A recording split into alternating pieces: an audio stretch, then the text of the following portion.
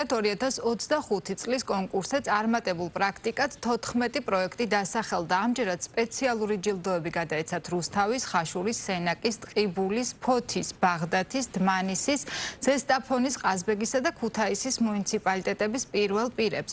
ღონისძიებაზე ასევე დაჯილდოვდნენ თვითმმართველი ერთეულების მერიების თანამშრომლები, რომლებმაც უშუალოდ მიიღეს მონაწილეობა საკონკურსო განაცხადების შედგენაში.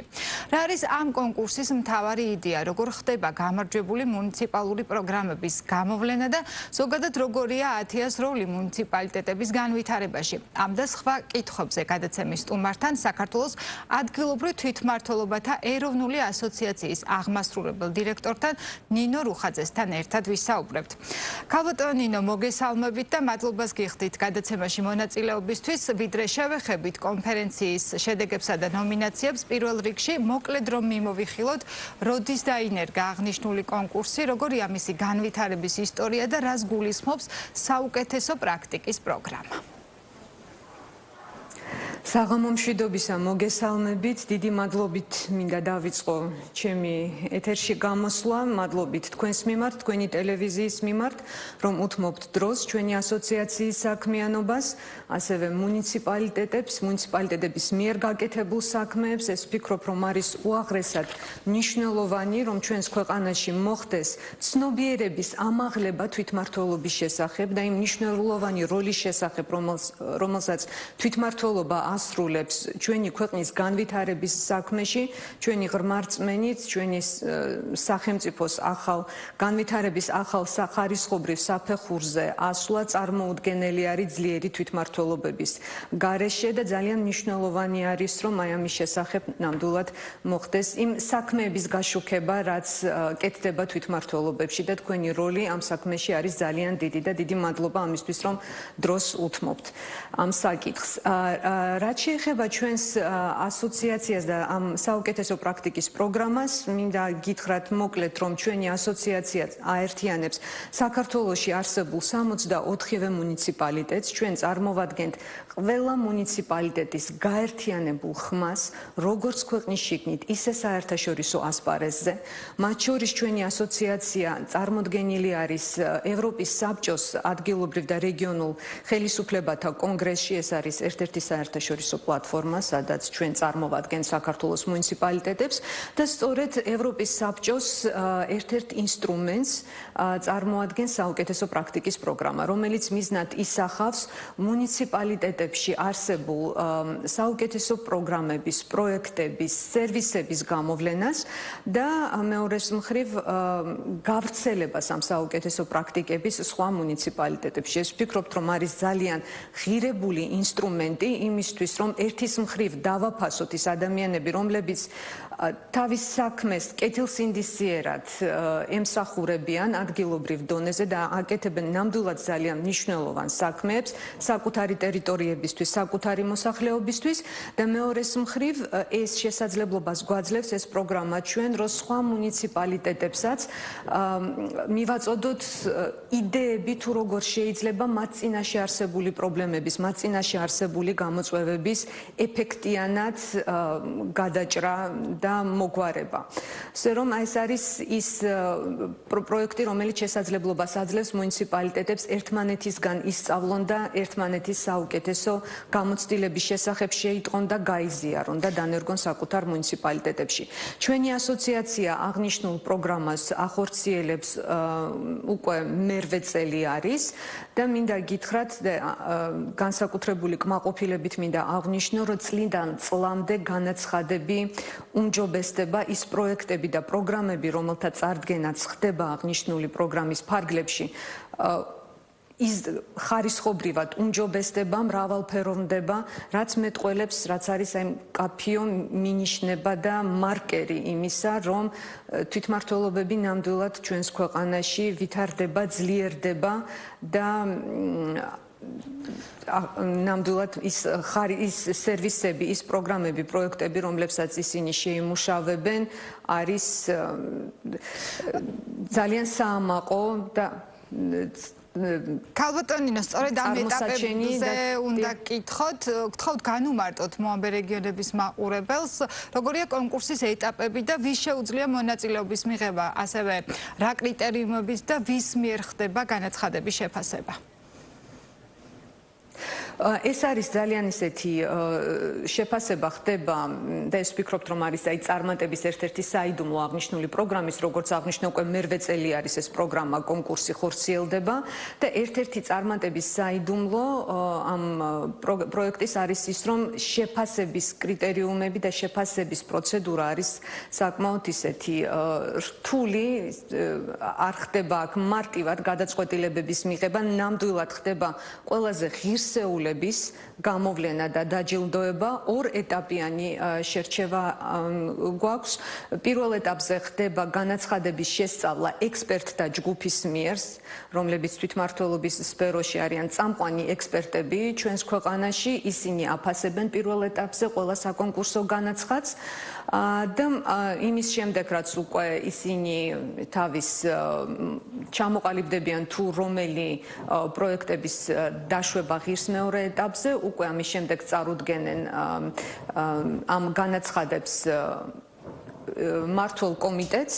მმართველი კომიტეტი შედგება უკვე ძალიან წარმომადგენლობითი არის, შედგება როგორც ხელისუფლების წარმომადგენლებისგან, საკანონმდებლო ხელისუფლების, აღმასრულებელი ხელისუფლების წარმომადგენლებისგან, ექსპერტებისგან, ასევე არასამთავრობო ორგანიზაციების წარმომადგენლებისგან. ანუ ჩვენ ვცდილობთ, რომ მაქსიმალურად ყველა პერსპექტივიდან მოხდეს ამ განაცხადების შეფასება, ასე რომ ძალიან ისეთი ფილტრები გვაქვს დაყენებული, მკაცრი ფილტრები, რაც უზრუნველყოფს იმას, რომ ნამდვილად ის პროექტები და პროგრამები, რომელთა გამარჯვებულად გამოვლენა ხდება, ესენი ნამდვილად არის ის პროგრამები, რომელიც იმსახურებენ ამ გამარჯვებას და იმსახურებენ აი მართლა აი ამ მაღალ წოდებას, რომ მათ მიერ შემუშავებული პროგრამა თუ პროექტი იწოდებოდეს საუკეთესო პრაქტიკად, რომელიც უნდა გახდეს მაგალითი და მისაბაძი სხვებისთვის და რომელიც უნდა ჩვენი აზრით იყოს გავრცელებული და დანერგილი სხვა მუნიციპალიტეტებშიც.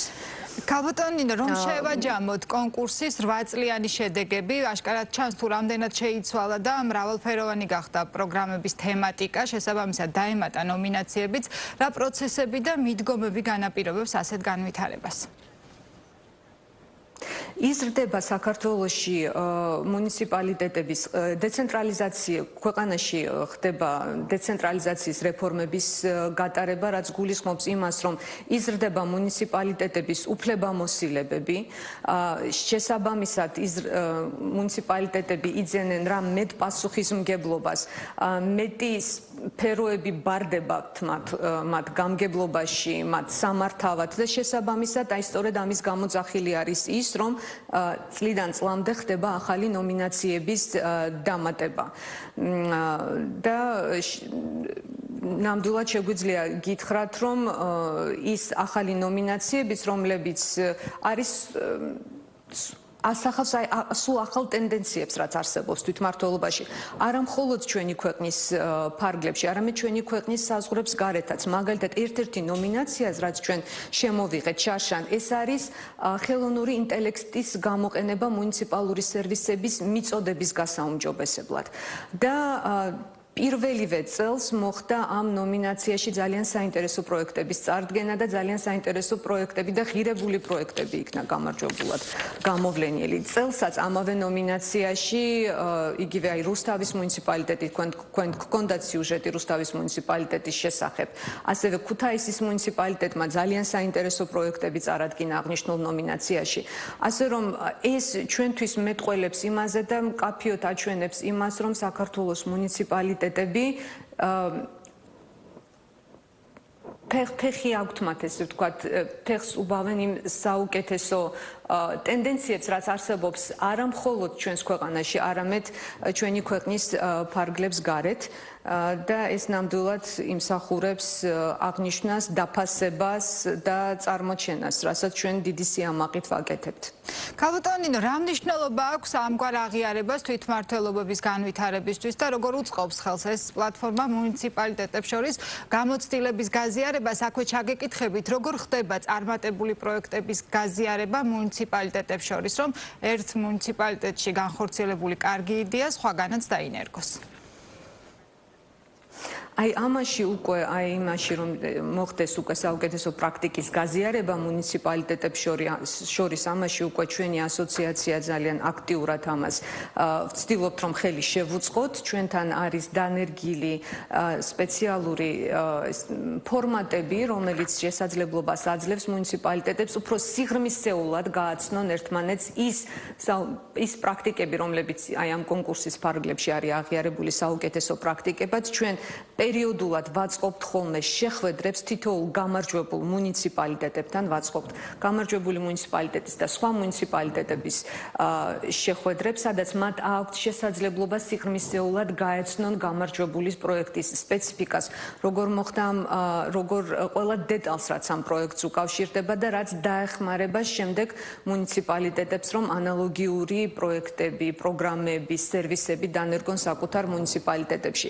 გარდა ამისა, მინდა აღნიშნო, რომ ჩვენი პროგრამის ფარგლებში შემოვიღეთ ახალი ნომინაცია, საუკეთესო პრაქტიკის პროგრამის ფარგლებში შემოვიღეთ ახალი ნომინაცია, რომელიც გულისხმობს საუკეთესო პრაქტიკის გაზიარებას. აღნიშნული ნომინაციის ფარგლებში ერთის მხრივ დაჯილდოვებული იქნება ის მუნიციპალიტეტი, რომელიც გამოხატავს ინტერესს, რომ სხვა მუნიციპალიტეტის საუკეთესო პრაქტიკა გადმოიყოს და დანერგოს საკუთარ მუნიციპალიტეტში, ხოლო მეორეს მხრივ დაჯილდოვებული იქნება ის მუნიციპალიტეტი, რომელიც დაეხმარება სხვას საკუთარი საუკეთესო პრაქტიკის გაზიარებაში. ასე რომ ჩვენი მხრიდან ჩვენ დაინტერესებულები ვართ, რომ მაქსიმალურად ხელი შევუწყოთ იმას, რომ მუნიციპალიტეტებმა ისწავლონ ერთმანეთისგან, გააძლიერონ ერთმანეთი, განავითარონ ერთობლივი ძალებით ის საუკეთესო გამოცდილება, რაც მათ გააჩნიათ. საინტერესოა კიდევ რა სერვისებს თავაზობს ათია მუნიციპალიტეტებს და ზოგადად რა საქმიანობს ასოციაცია ყოველდღიურ რეჟიმში ამ მიმართულებით? ჩვენი ასოციაცია, როგორც მოგახსენებთ, წარმოადგენს 64-ვე მუნიციპალიტეტის გაერთიანებას, ქვეყნის მასშტაბით არსებული ყველა მუნიციპალიტეტი არის ჩვენი წევრი, რაც ბუნებრივია ჩვენ გვანიჭებს ძალიან მაღალ წარმომადგენლობით სტატუსს, ჩვენ წარმოვადგენთ მუნიციპალიტეტების გაერთიანებულ ხმას, როგორც ქვეყნის შიგნით, ისე ქვეყნის გარეთ.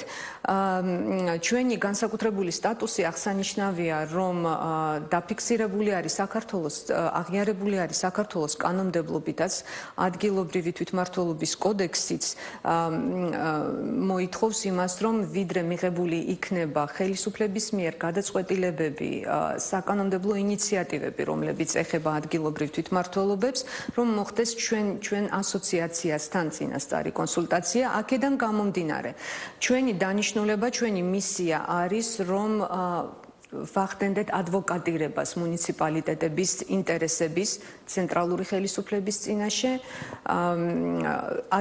ამის გარდა ჩვენი დანიშნულება არის, რომ ხელი შევუწყოთ ქვეყანაში დეცენტრალიზაციის რეფორმებს, დეცენტრალიზაციის პროცესს, რაც მოითხოვს ადგილობრივი თვითმმართველობების გაძლიერებას, ინსტიტუციურ გაძლიერებას, ასევე საკადრო გაძლიერებას, იმისთვის, რომ ამ დეცენტრალიზაციის პროცესის შედეგად ის გაზრდილი უფლებამოსილებები, რასაც შეიძენენ მუნიციპალიტეტები, რომ მათ ეს უფლებამოსილებები ეფექტიანად განახორციელონ.